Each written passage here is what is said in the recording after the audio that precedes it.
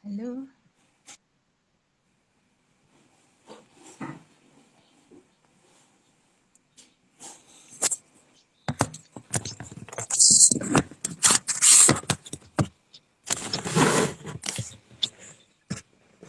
halo, Halo, selamat malam Bu. terdengar? Terdengar tidak Kedengar Bu? suara saya, Mas Pintar? Kedengaran Bu?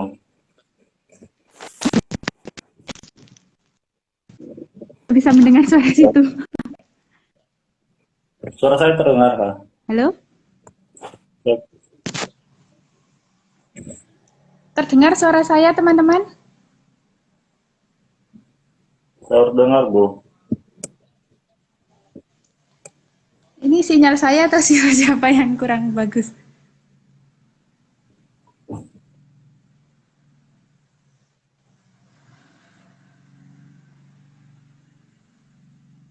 Halo, oke. Sepertinya sinyal saya yang kurang bagus.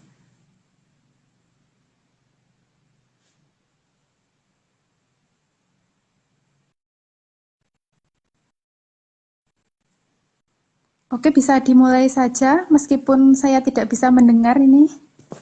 Teman-teman, oke, sebentar. Saya invite lagi.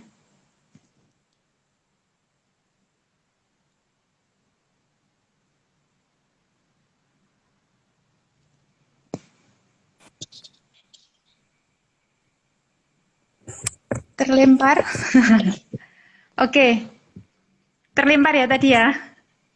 Iya, Oke, teman-teman, bisa kita mulai saja untuk mempersingkat waktu dengan saya, Endah Yusma Pratiwi. Sekarang saya sudah bersama dengan Mas Pintar. Mas Pintar ini alumni Prodi PLS UPR yang sudah lulus beberapa tahun lalu ya. Sudah menempuh S2 juga, kemudian sekarang bekerja di Mandiri ya Mas ya? iya di Mandiri Utama Finance. Oke, nah untuk topik malam hari ini kita sharing-sharing saja, sharing pengalaman Mas Pintar gitu.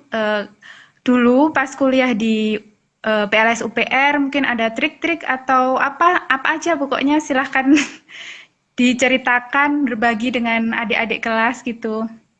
Silahkan. Ini kita waktunya maksimal 30 menit, nggak perlu lama-lama ya karena cuma ngobrol-ngobrol aja gitu.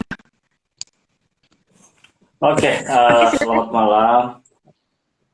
Suara saya kedengaran? Terdengar sekarang, udah jelas. Oke, selamat malam. Terima kasih atas kesahan diberikan.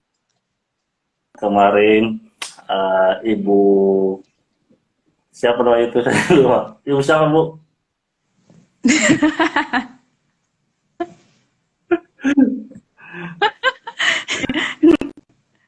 Ya,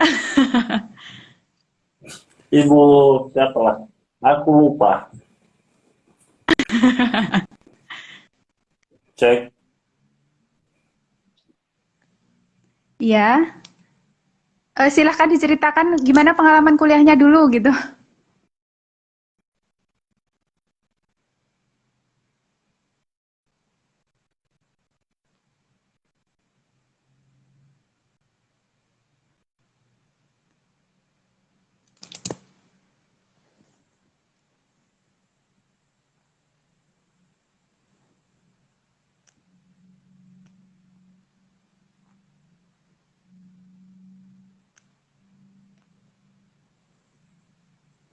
Wah, sepertinya sinyalnya Mas Pintar nih yang kurang bagus.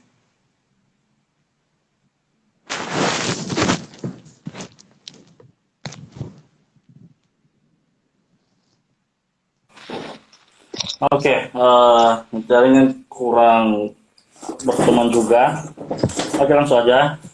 Terima kasih Bu atas kepercayaan yang telah diberikan sesuai dengan semangat kita, apa namanya itu, tentang pengalaman semasa kuliah. Pengalaman saya semasa kuliah dan apa namanya itu waktu kenapa bisa cepat lulus. Pertama sekali saya masuk PLS tahun 2016. Dan terus setelah saya menempuh kuliah dan sambil berorganisasi, dan selama saya kuliah itu saya berorganisasi selama 5 semester. Karena menurut saya tanpa organisasi mahasiswa itu tidak bisa untuk membuka pola pikirnya harus dengan berorganisasi. Karena di organisasi kita terbentuk bagaimana cara kita untuk tentunya public speaking, kita terbentuk di situ. Dan terus yang kedua, di organisasi kita diajari hal-hal yang sangat-sangat luar biasa untuk membangun pemikiran kita ke depan. Singkat ceritanya, suara saya kedengaran nggak? Dengar. Cek. Terdengar. Suara saya kedengaran nggak? Terdengar sebentar. Terdengar. Oke. Saya lanjut. Saya masuk ke pendidikan luar sekolah tahun 2019. Dan semasa saya kuliah pendidikan luar sekolah, saya tidak tahu pendidikan luar sekolah itu apa. Karena menurut saya, waktu saya masuk pendidikan luar sekolah itu, saya bilang, orang belajar di luar sekolah. Dan ternyata setelah saya menggeluti pada saat semester 1, dan saya sibuk juga dunia organisasi, ternyata kuliah di pendidikan luar sekolah itu sangat-sangat luar biasa. Dan saya semester 1 saya kuliah dan alhamdulillah berjalan lancar. Sambil juga saya perbanyak organisasi. Semester 1 organisasi saya langsung ada 5 organisasi yang saya geluti. Di situ saya mulai terbentuk karakter saya, terbentuk public speaking saya, terbentuk cara negosiasi saya. Singkat ceritanya, berlanjut semester 3 saya dilanda penyakit, sehingga pada saat semester 3 itu saya pulang kampung.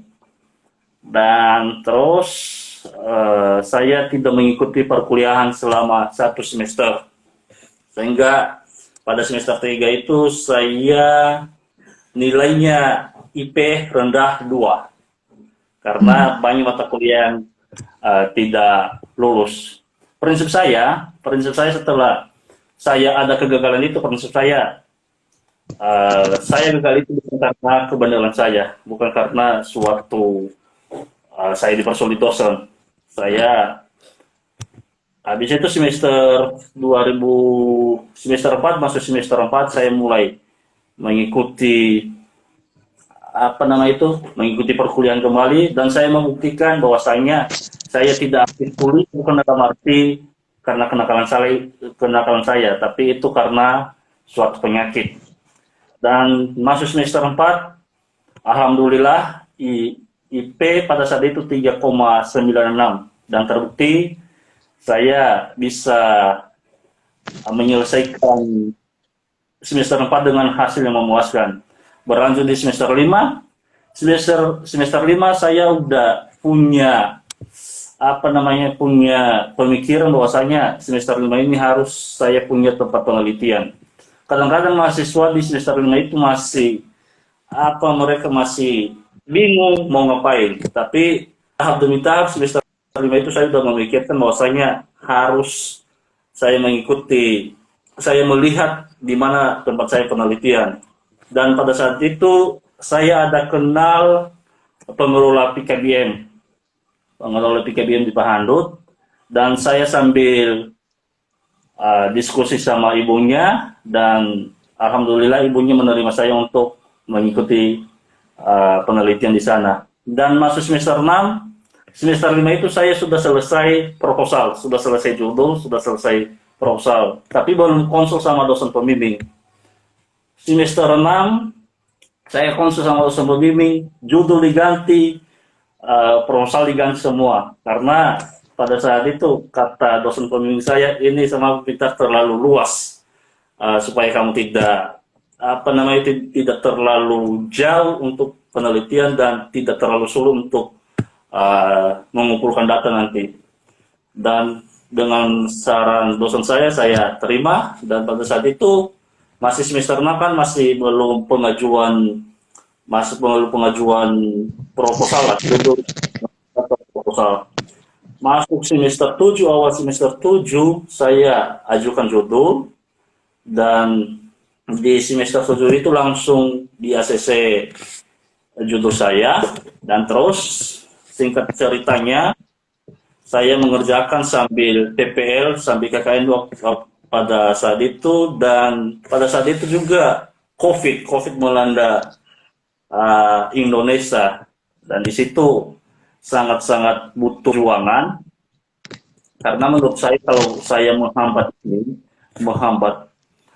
perkuliahan saya hanya karena faktor COVID, itu sama aja saya menghambat kelulusan saya.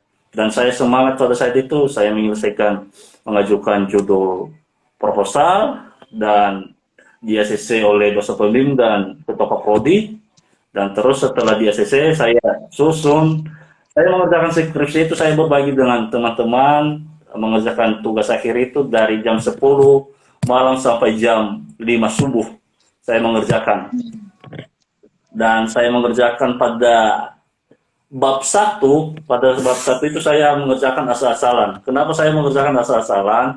Karena kita kan yang baru belajar membuat yang namanya proposal itu, kita tidak tahu mekanisme seperti apa, mekanisme untuk membuatnya, membuat latar belakang seperti apa, membuat teorinya seperti apa, dan terus saya pada saat itu asal-asalan buat, sehingga pada saat saya konsul sama dosen pembimbing banyak coretan,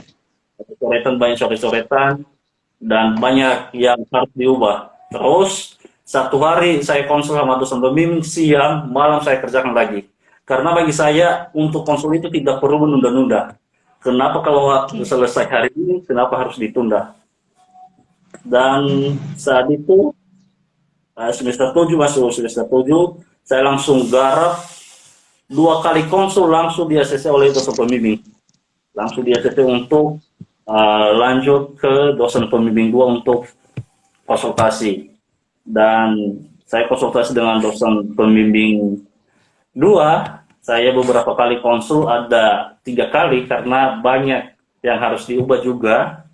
Dan pada saat saya konsul itu saya tidak pernah yang namanya menunda-nunda. Tidak pernah 2 hari 2 hari menunggu waktu. Saya menunggu itu 1 hari. Kalau sudah ada revisi, malam itu saya kerjakan, dan besok paginya saya konsul. Walaupun saya tidur itu di atas jam 5 pagi, tapi saya bangun jam 7, besoknya saya konsultasi. Awal semester 8, di situ mulai yang namanya dilanda COVID tahun 2020.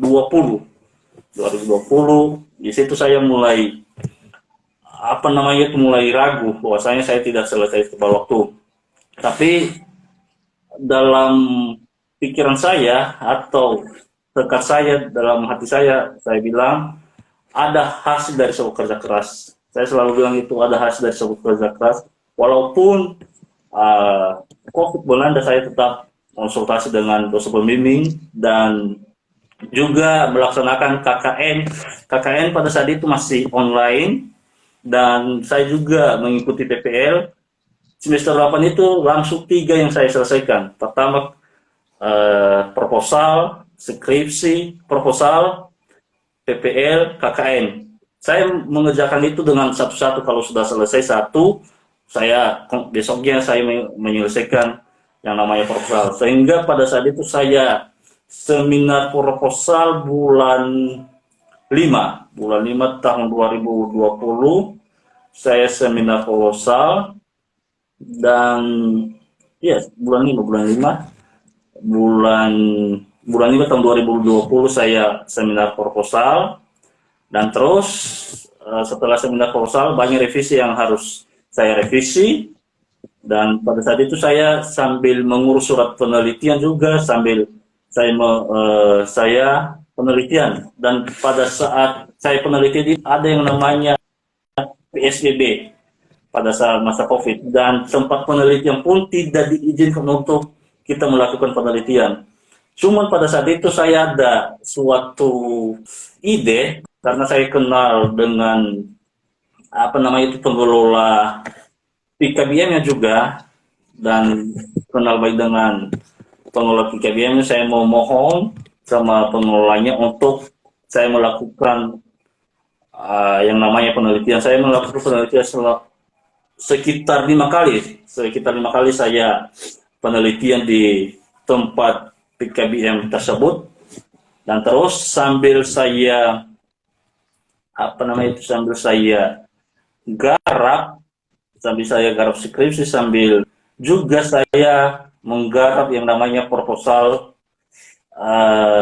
KKN, laporan akhir KKN dan laporan akhir PPL.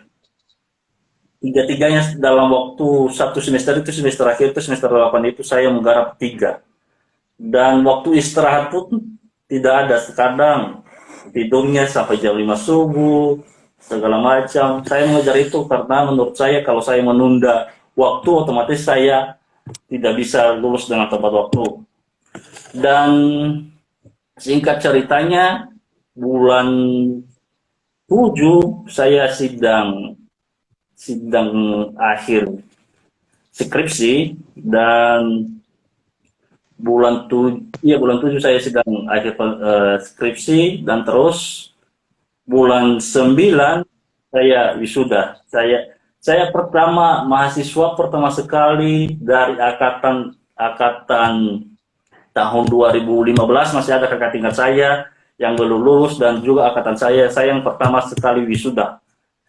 Karena menurut teman-teman di PLS itu tidak selesai tepat waktu, tapi saya ubah pola pikirnya bahwasanya tidak ada yang mustahil kalau kita bekerja keras. Karena kakak tingkat saya menyampaikan bahwasanya di PLS itu tidak lulus 4 tahun. Tapi setelah saya menjalankan dengan semangat saya dan bantuan-bantuan dari teman, orang tua juga,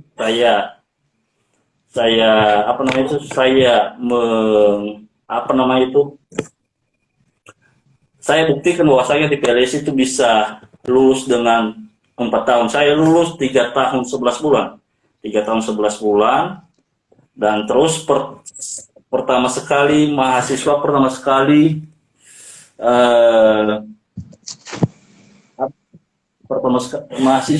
sekali yang lulus yang wisuda di program studi PLS dari kakak tingkat dari tahun 2015 dan angkatan saya tahun 2016. Mungkin seperti itu cerita dari saya untuk pengalaman semasa kuliah. Sebenarnya yang membuat kita cepat lulus itu adalah bagaimana cara kita untuk mendekatkan diri dengan dosen. Bukan dalam arti kita cari muka, bukan. Tapi bagaimana cara kita untuk mendekatkan diri dengan dosen. Salah satunya itu mendekatkan diri dengan dosen, kita harus masuk tepat waktu, jangan menunda-nunda. Dan kemudian yang kedua, kita harus menjadi contoh yang baik sama teman-teman. Karena dalam pemikiran saya itu, saya harus beda dengan teman yang lain. Saya tidak mau sama dengan teman saya dan harus beda dengan teman-teman saya.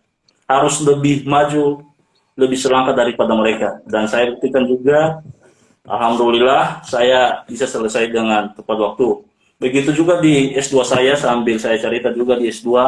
Saya S2 tidak nyampe 1 tahun, tidak nyampe 3 semester. Saya bisa menyelesaikan S2. Pada saat itu masih keadaan COVID, saya mengikuti S2 tahun 2000, selesai S1 tahun 2020, bulan 9 saya langsung mendaftar S2 2020 bulan 10, dan perkuliahan dimulai bulan 11 kalau tidak salah, dimulai bulan 11. Dan pada saat itu saya saya mengikuti perkuliahannya selama 3 semester, dan yang 1 tahun setengah lah untuk menyelesaikan S1. Dan kesibukan saya juga waktu saya mengikuti yang namanya S2, saya sambil kerja untuk membagi waktu dalam mengerjakan tesis banyak yang harus di apa namanya itu, bagaimana cara kita untuk memanajemen waktu. Sebenarnya kadang orang kalau dia udah bekerja katanya dia tidak ada waktu untuk mengerjakan tugas akhir, tapi dalam mindset saya, kenapa kalau ada waktu 1 jam kenapa tidak kita mengerjakan, kenapa kita buang-buang waktu. Dan Paham. terus kadang orang berpikir kalau cepat lulus itu atau juga nanti jadi pengangguran. Sedikit berbagi pengalaman itu, walaupun kita lah apa, orang tua kita mengharapkan kita di kampung itu supaya kita cepat lulus, karena saya berasal dari kampung juga, saya pendatang di Palangkaraya. Karena kebahagiaan orang tua itu kalau melihat anaknya itu selesai kuliah dengan tempat waktu. Dan terus singkat ceritanya bulan 5 saya sidang S2, saya sidang S2 bulan 5 tahun 2022, bulan ini, iya bulan 5 tahun 2022 saya sidang S2 dan tinggal menunggu yudisium sama wisuda sekarang. Saya selesai S2 juga dengan predikat cum laude dan begitu juga S1 dengan predikat cum laude. Mungkin itu berbagi sharing dengan saya. Kalau ada teman-teman yang mau bertanya, kita Oke, ini dengan sebenarnya sudah pengalaman-pengalaman. ada beberapa pertanyaan, tapi saya mau tanya dulu, S1-nya dulu penelitiannya kuanti atau kuali? Kualitatif, Hah? Nggak dengar? Kuat? kualitatif, kualitatif. Kualitatif. L kan? Kualitatif kan? L? Halo, Halo? kualitatif. Enggak. Ya, kualitatif. Oh, Oke, saya bacakan, sudah ada pertanyaan. Apa tadi ya iya. pertanyaannya? Ada dua.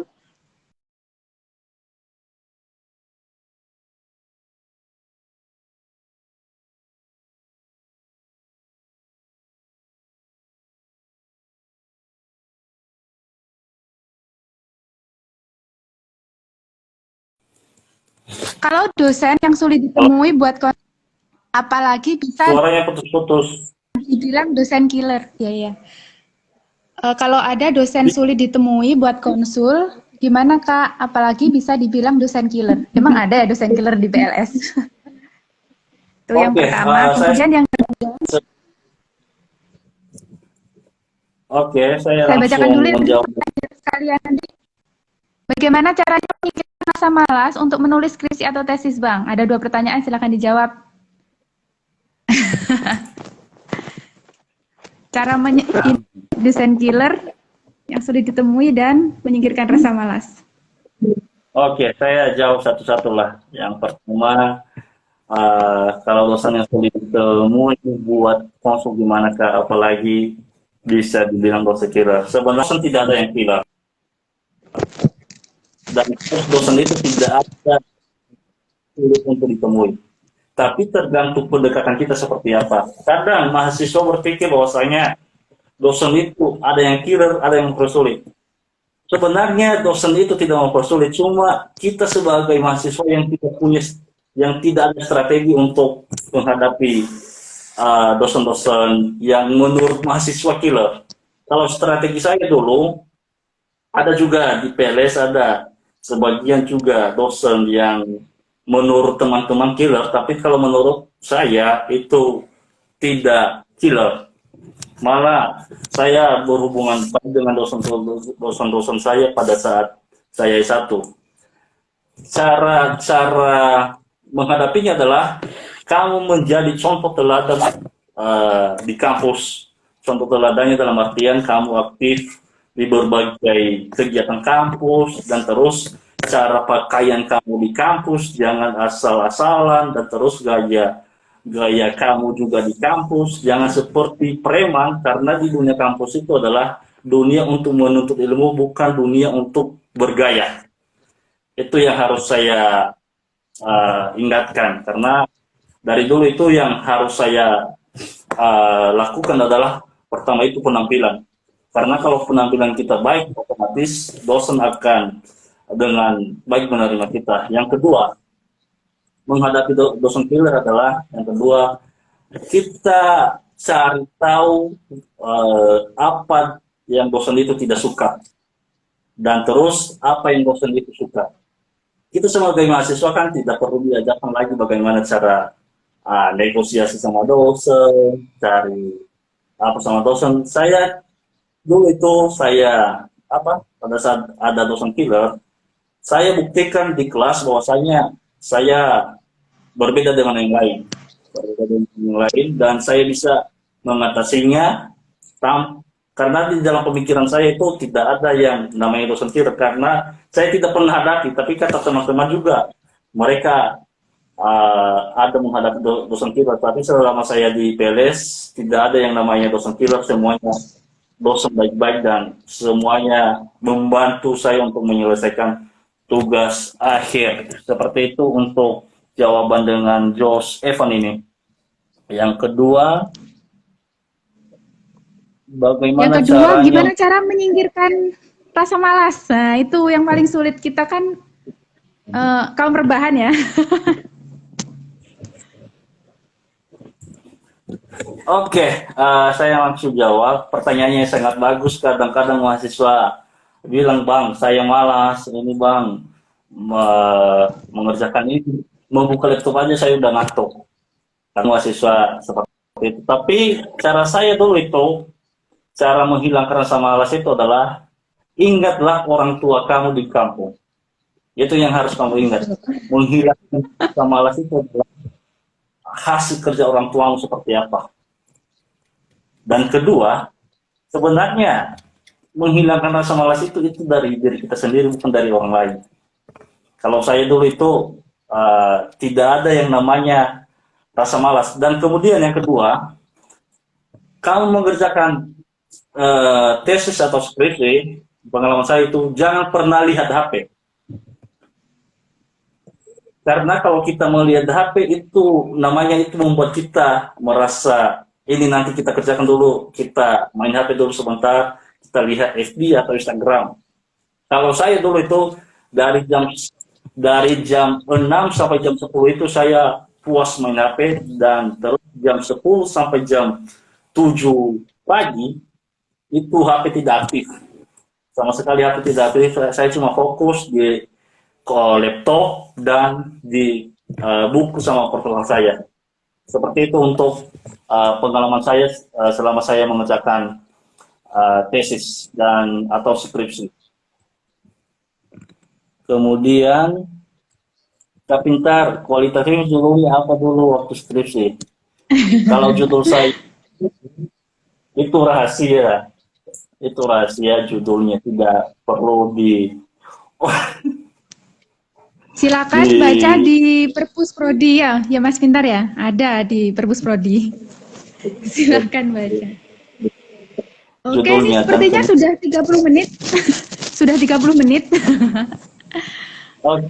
Sudah 30 menit ini mungkin bisa saya simpulkan tadi dari materi yang disampaikan Mas Pintar, bahwa kita itu harus konsisten ya, konsisten dalam menulis, dalam konsul, dalam revisi, kemudian juga harus sopan dan penampilannya bagus gitu ya Mas ya, di depan dosen gitu. Halo? Iya, lanjut. Iya kan? Iya, betul.